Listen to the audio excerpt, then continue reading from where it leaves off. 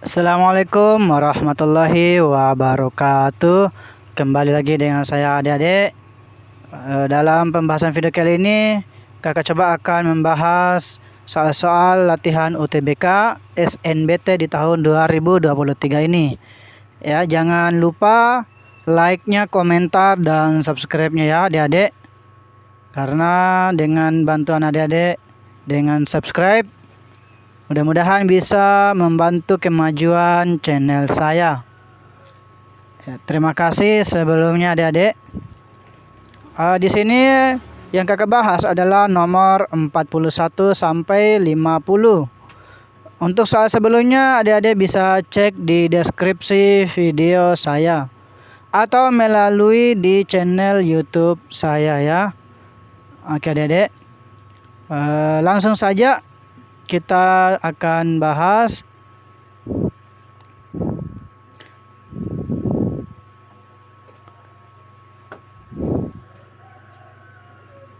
Oke. Dua buah pesawat terbang meninggalkan bandara pada pukul 17.00.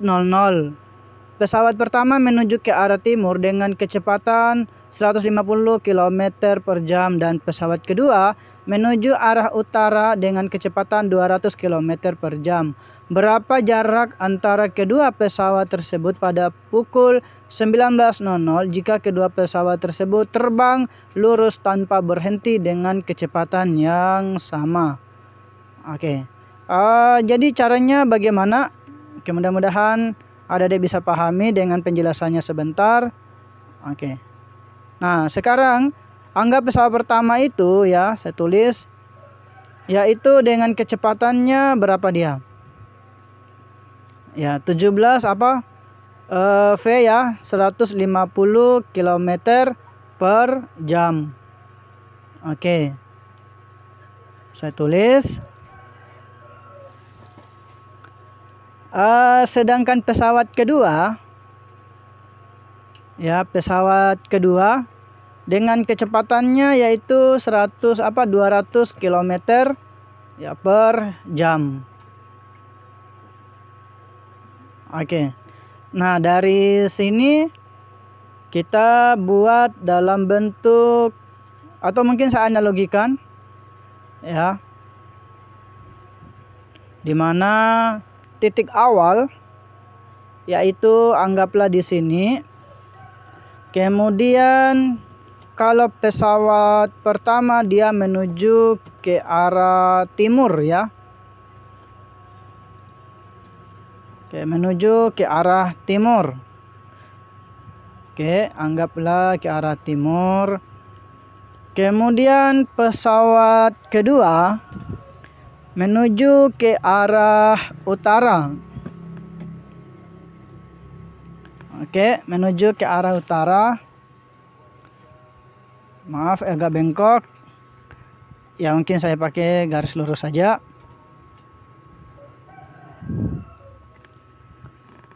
Nah, setelah ini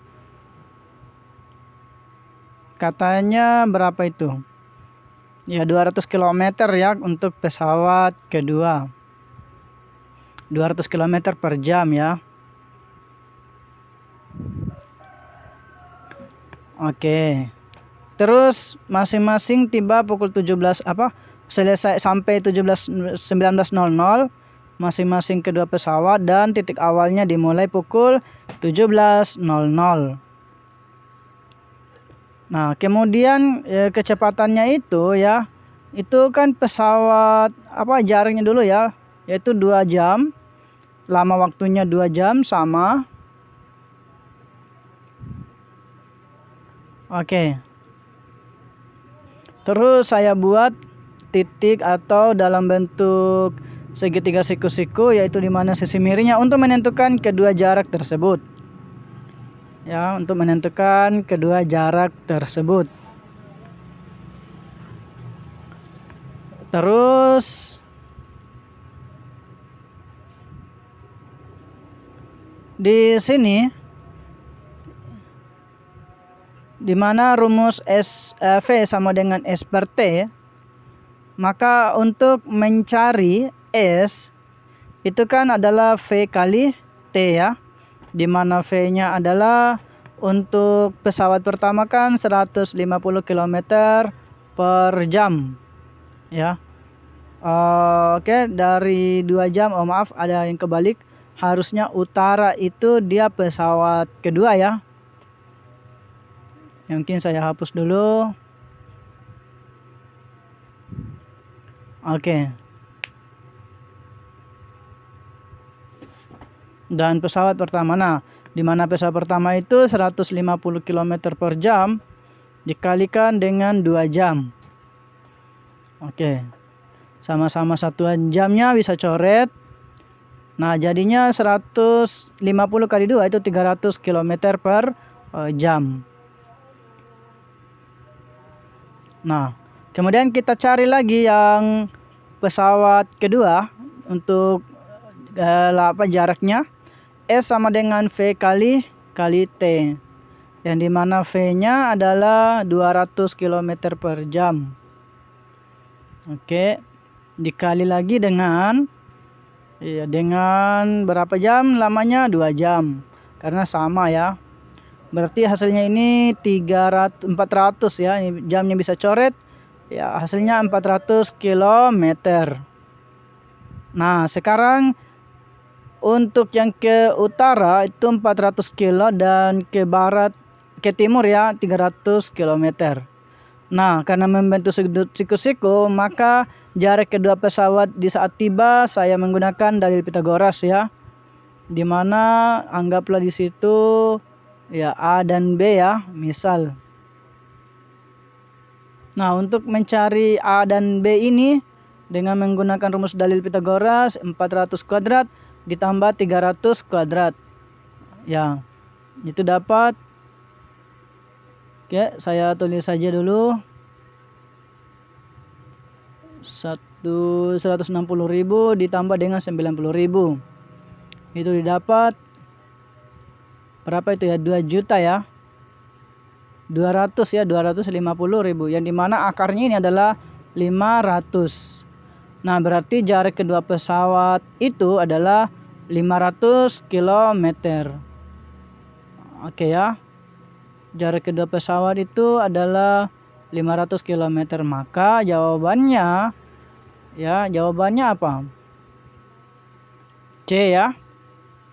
Oke, jawabannya adalah C ya. Oke, mudah-mudahan bisa dipahami ya adik-adik. Oke, lanjut nomor 42. Umur sang ayah saat ini 24 tahun lebih tua daripada anaknya. 2 tahun yang lalu umur sang ayah 4 kali lebih tua dari umur anaknya. Berapakah umur anaknya sekarang?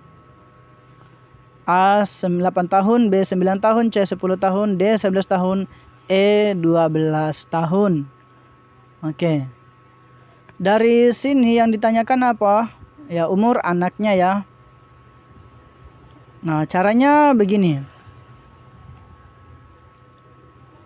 Dari umur sang ayah ya, saya misalkan dulu ya.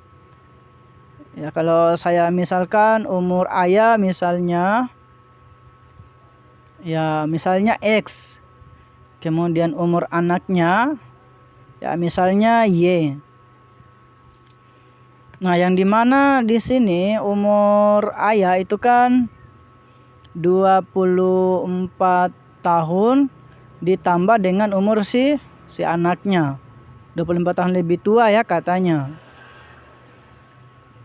Nah, sedangkan 2 tahun yang lalu ya, yaitu X kurang 2 pastinya akan sama dengan 4. Oke, 4 dikali dengan lebih tua dari umur anaknya, berarti Y kurang 2 juga. Karena 2 tahun sebelumnya sama-sama kan. Nah, dari sini saya operasikan X kurang 2 itu sama dengan, kali masuk 4Y dikurang 8. Nah, saya operasikan lagi, saya ganti X-nya itu dengan 24 tambah Y. Oke, karena dia itu kan nomor ayah, kemudian ini duanya saya pindahkan ya, sama dengan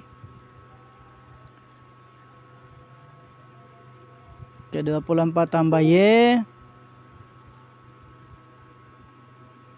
Oke, sama dengan 4Y dikurang 8 ya, baru ditambah 2 ya, dia kan jadi lawan tanda menjadi positif ya. Nah, sekarang saya operasikan lagi, saya tulis kembali yang saya pindahkan Y ya, atau mungkin saya tulis saja dulu ya, 24 tambah Y sama dengan 4Y dikurang 6. Oke ya, dikurang 6. Nah, sekarang saya satukan antara konstanta dengan variabel ya, jadinya maaf ada kesalahan sedikit ya, jadinya 30 karena 24 ditambah 6 ya, 30 sama dengan 3Y ya, karena 4Y kurang Y, jadi dapat Y nya pasti 10 atau 30/3. Nah, dapat 10Y kan adalah umur anaknya, maka jawabannya adalah C. Oke, mudah-mudahan bisa dipahami ya adik-adik. Lanjut nomor 43. Jumlah bilangan prima antara bilangan 40 sampai 60 adalah. Nah, caranya adik-adik tahu dan harus hafal mungkin ya dari bilangan prima itu ya. Ya. Bilangan prima itu adalah 41 di sini, kemudian 43, kemudian 44 tidak, 45 tidak, 46 tidak, 47. Ya, 47. 48, 49, 50, 51. 51 tidak masuk ya. Oke, coba mungkin saya bagi dulu, kayaknya dia bisa bagi itu 50 bagi 3 kayaknya ya. Oke, saya coba. Oke, 21. Oke, 7 berarti bisa, berarti dia tidak masuk. 53 ya. Kemudian 55, 57. 57 tidak masuk juga ya, saya coba. Ya, 1 ya, 3 turun 2, 7, 9. Oke, 5, 9. Kemudian ya sampai di sini ya. Nah, sekarang saya hitung ya, saya ambil hitungannya mudah. 41 ditambah 59 ya, saya satukan. Ya, saya satukan menjadi 100 ditambah 43 ditambah 47 itu adalah 90 ya. Oke, baru ditambah lagi 53. Kalau di jumlah itu sekitar 243 ya. Maka jawabannya adalah delta. Oke, jawabannya adalah delta ya. Nah, sekarang kita lanjut. Mudah-mudahan bisa dipahami ya. Nomor 44. Dari gambar persegi di samping, perbandingan daerah diarsir dengan tidak diarsir adalah. Oke. Nah, dari sini kita akan coba buat atau menghitung ya. Di sini kan 4x juga ya, Pak, 4 juga ya. Kalau di sini x itu nggak mungkin karena belum ditahu ini apakah dia setengahnya itu yang jarak yang setengah yang x itu ya dengan yang di bawah. Bisa juga kita pakai 4 kurang x saja. Oke ya, mudah-mudahan bisa dipahami. Kemudian saya hitung luasnya, ini yang berbentuk trapesium siku-siku. Nah, dari trapesium siku-siku ini luasnya apa? Atau luas arsir ya, yaitu kan 4 ditambah x ya, luas arsir. Arsir, ulangi. Arsir, oke. Luas arsir sama dengan ya 4 ditambah x baru dibagi 2 baru dikali lagi dengan tinggi. Tingginya itu kan dia 4. Oke, dikali lagi dengan 4. Maka diperoleh itu 4 dengan 2 bisa coret. Oke, sisa 2. Berarti 4 tambah x dikali 2. Oke. Sekarang kita hitung lagi luas yang putih atau tidak diarsir. Luas tidak diarsir sama dengan ya luas alas kali tinggi alas kali tinggi bagi 2 ya. Oke, alasnya adalah 4 tambah X atau boleh juga 4 sebenarnya ya. Kemudian dibagi 2. Oke, saya ulangi, bagi 2 ya. Baru dikali dengan tingginya. Berarti bisa juga coret.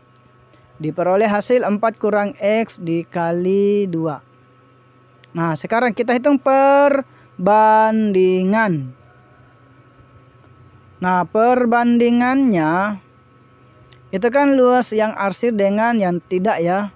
Berarti 4 ditambah X. Oke, di jawabannya sudah kelihatan sebenarnya ya. Jawabannya adalah B. Atau saya hitung ya. Jadinya 4 ditambah X dibagi 4 kurang X. Kenapa? Karena 2-nya tidak perlu diambil ya. Kan sebenarnya kali 2 kali 2, tapi kan bisa dicoret ya. Ya, bisa dicoret. Ya, maka jawabannya adalah B ya. Oke. Mudah-mudahan bisa dipahami. Ya, kita lanjut. Nomor 45. Nah, sekarang dari gambar persegi di samping, perbandingan luas daerah diarsir dengan tidak diarsir adalah. Nah, caranya begini. Adik-adik harus paham juga sebenarnya ya, kalau dimisalkan X. Ya, X itu kita tidak tahu ya berapa panjangnya. Tapi kenapa tidak coba kita belah saja ya?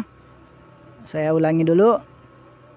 Kenapa tidak coba kita belah begini saja?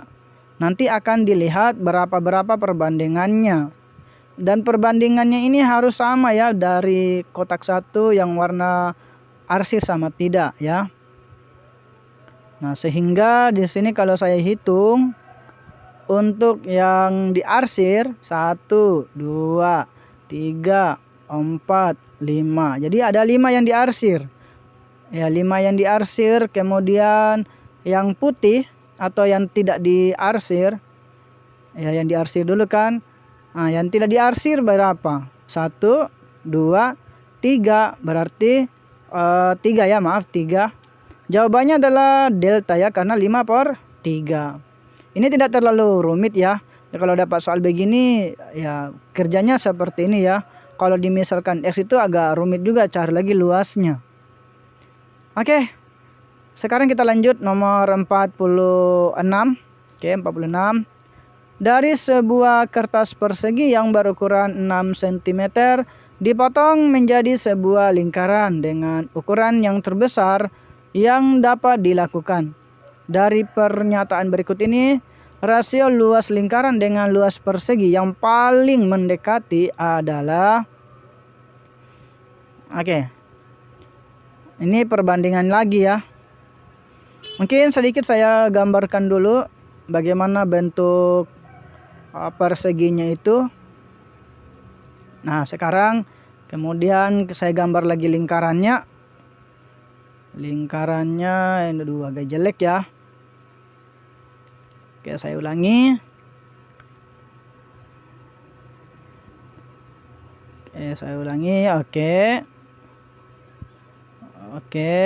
Oke. Anggap seperti ini ya. Nah, sekarang bagaimana kalau jaraknya dulu ya. Di sini kan pasti lingkarannya jari-jarinya 3 ya. Karena kan panjang persegi 6, berarti bagi 2-nya. Kita cari dulu luas si lingkaran itu ya. Ya, luasnya kan adalah ya pi kali R pangkat 2. Di mana pi-nya karena jari-jarinya adalah 3, pi-nya jari-jarinya 3, maka pasti pi-nya 3,14 baru dikali 3/2 ya 9. Oke, jadi saya tidak perlu dulu tulis hasilnya, kita cari lagi luas persegi. Luas persegi sama dengan ya S pangkat 2 kan ya, atau S kali S, yang dimana 6 kali 6 sama dengan 36. Nah, kita hitung perbandingan. Ya, perbandingan yang lingkaran dengan persegi ya. Atau luasnya ini ya, luas perbandingannya. Nah, luas untuk persegi untuk lingkaran kan 3,14. Ya, luas lingkaran saya perbaiki dulu sedikit. Oke. 3,14 ya dikali dengan 9 ya. Baru dibagi 36 itu kan 9 kali 4 ya, bisa ya. Nah, sekarang 9-nya saya coret. Oke. Didapat 3,14 bagi dengan 4. 3,14 dekatkan 3, 4. Berarti 3/4. Jawabannya adalah delta. Oke, mudah-mudahan bisa dipahami ya adik-adik.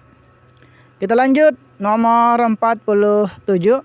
Di perusahaan X ya, rasio antara manajer atas dengan manajer menengah adalah ya 4/3 4/3.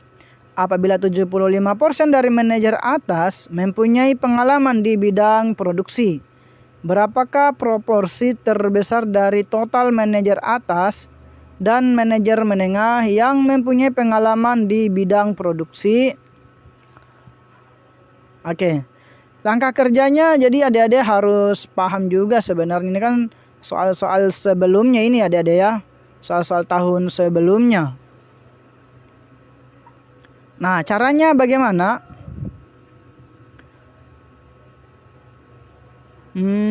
Saya misalkan dulu bahwa jumlah jumlah manajernya ya.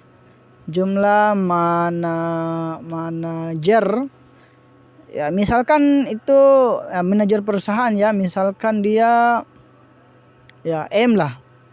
Ya, sebenarnya boleh variabel lain sih. Oke, jumlahnya misalkan M. Kemudian untuk mendapatkan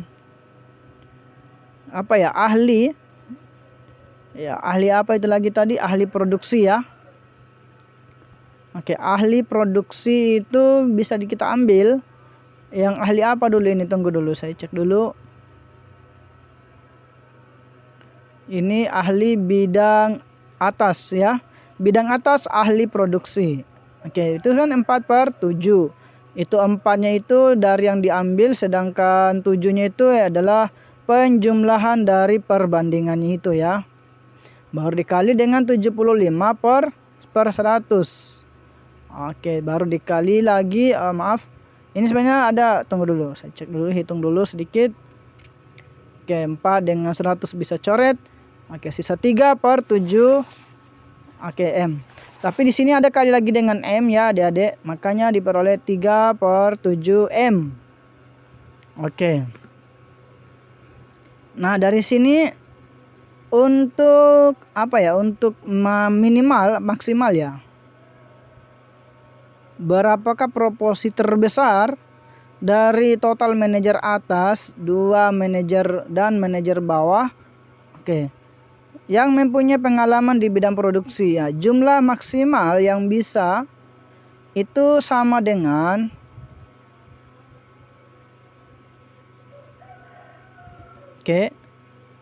maksimal manajer 3 di bidang ahli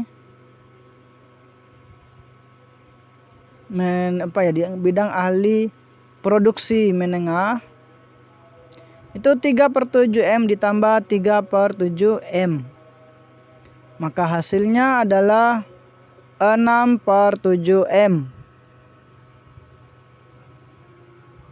Jawabannya adalah alfa ya.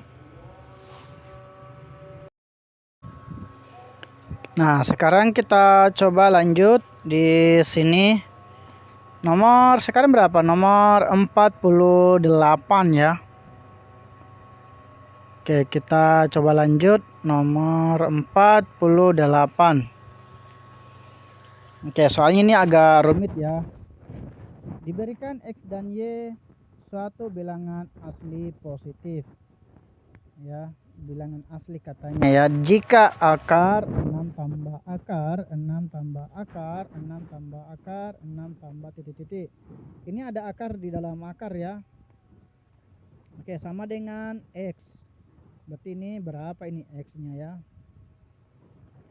Kemudian yang satunya akar 6 kali akar 6 kali akar 6 kali akar 6 kali titik sama dengan Y. Jadi ada akar di dalam akar juga ini ya.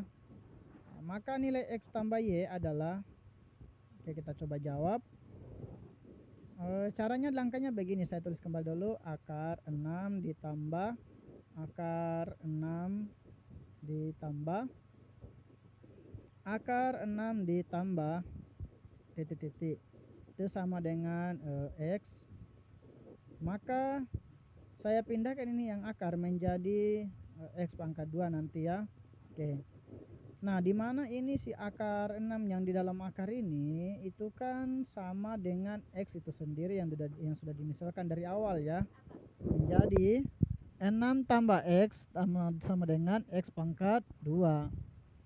Nah, dari sini bisa kita ya setarakan ya. Saya pindahkan semuanya ke sebelah ruas kanan.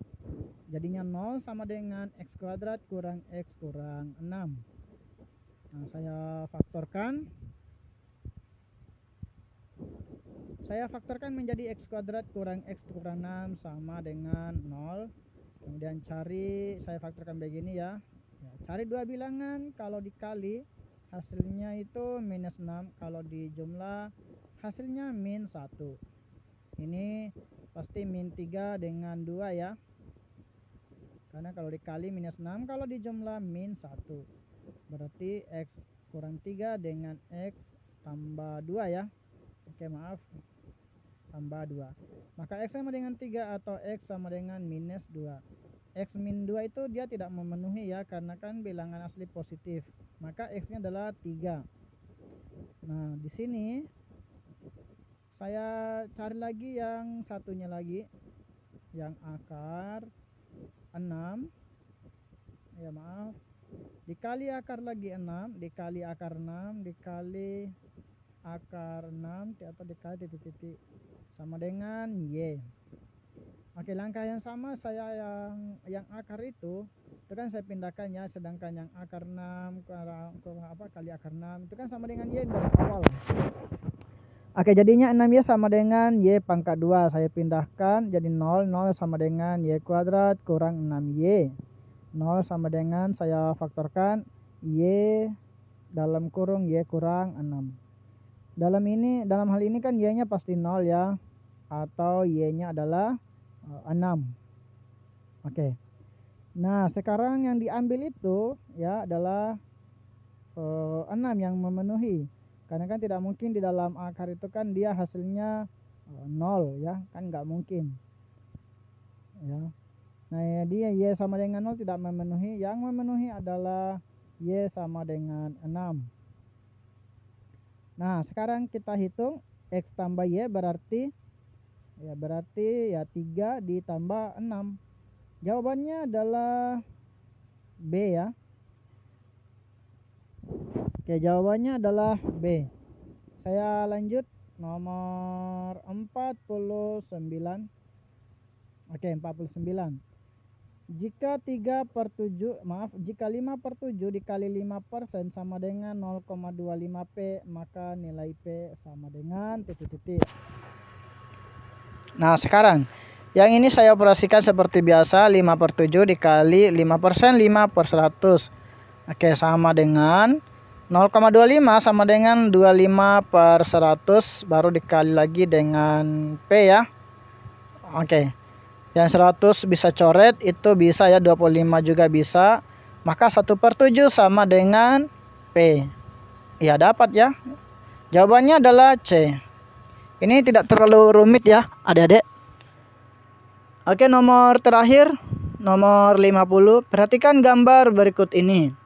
Jika luas segitiga adalah 54, tentukan nilai C 54 satuan, nilai C adalah, nah sekarang yang di sebelah bawah atau alas itu kan 4 ya, 4C maksudnya ya, sedangkan tingginya adalah 3C. Luas sama dengan ya 4C dikali dengan 3C baru bagi 2.